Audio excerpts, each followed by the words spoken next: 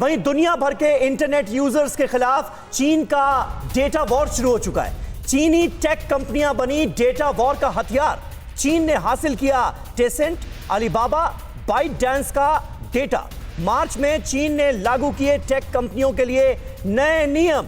निगरानी के नाम पर हासिल की जा रही है यूजर्स की जानकारी, और यही इस खबर के पीछे की सबसे बड़ी वजह है जो इस खबर को और भी ज्यादा इंपॉर्टेंट बनाती है। ड्रैगन का डेटा वाला वॉर। अब इसकी असलियत आपके सामने रखते हैं। चीन ने रेगुलेशन के नाम पर डेटा हासिल करना शुरू किया है। चीन की सरकार ने टेक कंपनियों से हासिल किया यूजर्स का डेटा। मार्च में रेगुलेशन के नाम पर फ्री व्हील टेक्नोलॉजी सेक्टर की निगरानी शुरू की जाती। चीनी सरकार के वॉचडॉग ने कई कंपनियों के ऐप एल्गोरिथम पर नजर रखी और 30 एल्गोरिथम की लिस्ट बाकायदा पब्लिश की गई, जिसके आधार पर डेटा मांगे गए। और Tencent holdings, Alibaba group, ByteDance, और बाइटडांस वही कंपनी है जिसने टिकटॉक जैसा ऐप बनाया था जिसे हिंदुस्तान में बैन किया गया है। बाइटडांस जैसी दिग्गज टेक कंपनियों से डिटेल मांगी गई। इन कंपनियों ने यूजर्स की लोकेशन, सर्च हिस्ट्री, यात्रा से संबंधित जानकारियां हासिल की। तो किस किस तरह की तिकड़में भिड़ाई जा रही हैं, ये अपने आप में देखने और समझने वाली बात है। प्रोफेसर अंशु जोशी, इस कवायद के पीछे सीधे सीधे क्या मकसद नजर आता है? देखिए समीर, चीन का जब हम एक देश के रूप में स्वभाव जानने और समझने की कोशिश करते हैं तो वही यहाँ पर जो कुछ भी आज चीन कर रहा है उससे जुड़ा हुआ दिखाई देता है। चीन एक लोकतांत्रिक देश नहीं है और इसीलिए शायद आज चीन की छवि एक खलनायक देश की छवि के रूप में पूरे विश्व के सामने आई है। चाहे मानवाधिकारों का हनन हो, चीप लेबर के नाम पर किस प्रकार से वहां मानवाधिकारों का हनन किया जाता है हम सब जानते हैं। उइगर मुस्लिम्स के साथ वहां पर क्या हो रहा है हम सब जानते हैं।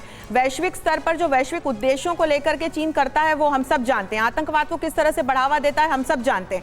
अब आप डेटा को सिक्योर करने के नाम पर या इकट्ठा करने के नाम पर चीन किस प्रकार की तिकड़में और किस प्रकार के जाल बिछा रहा है ये भी हम सभी देख रहे हैं। पर ये सब कुछ करके कोई भी देश महाशक्ति नहीं बन सकता है, ये चीन को समझने की आवश्यकता है।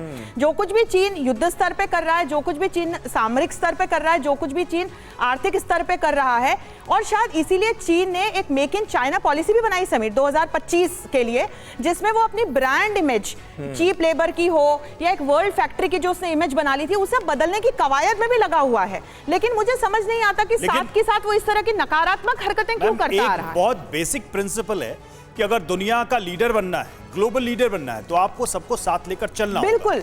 चीन की एकला चालो जो नीति है, एक पंथी नीति है, वो अपने आप में विरोधाभासी है कि आप लीडर भी बनना चाहते हैं और दूसरी तरफ तमाम देशों को आप दुश्मन भी बना रहे हैं। ये कैसे संभव होगा? ये अपने आप में एक इंटरनेशनल डिप्लोमेसी में अचरज वाली बात है कि ये क्या संभव हो सकता है। ताकत के बल पे क्या वो दुनिया को लीड कर सकता है? और देखिए, भारत अमेरिका की वॉर ड्रिल से भी चीन बौखलाया हुआ है और हाई एल्टीट्यूड पर चीन की लाइव फायर ड्रिल बॉर्डर पर अक्टूबर में होगी भारत यूएस की सैन्य ड्रिल।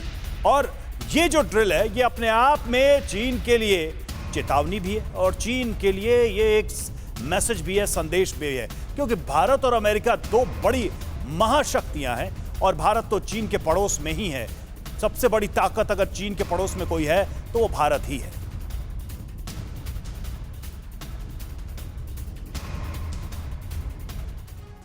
तो देखिए, 14,760 फीट पर मिसाइल टेस्ट, इसके मतलब क्या है, मायने क्या है, समझिए।